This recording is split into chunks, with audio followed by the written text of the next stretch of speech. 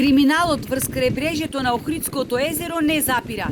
Само во последниве 4 дена, во 2 наврати, сред Белден, во заштитено подрачје на Струшкото крајбрежје беше запалена трската. Како резултат на ваквата деструктивна појава која се провлекува една деценија, во целост е нарушен екосистемот, посебно на атрактивниот потек од Струга до Калишта, кој е буквално целосно пеплосан, а крајбрежјето е изложено на сериозна ерозија, укажуваат екологистите.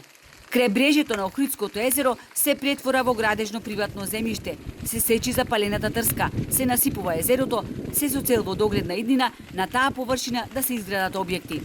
Ова што сега се случува е практично, можам слободно да кажам, еден хаос, бидејќи гледаме дека неконтролирано се палат трските, а потоа се узурпираат и се тампонираат.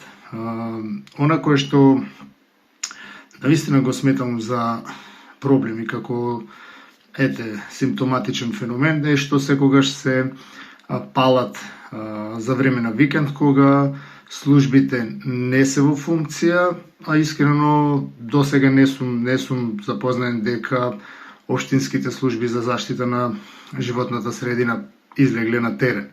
Пред 20 години, со трасирање на рекреативната патека од Струга до Калишта, се направи поделба на земјоделскиот имот во приватна сопственост и имот што и припаѓа на државата.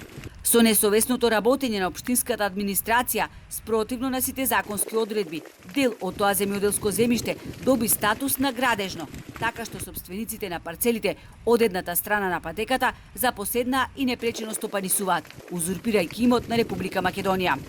Пред 3 години имаше палење на трска, веќе на местото веќе на опожареното место никнати се 2 објекти.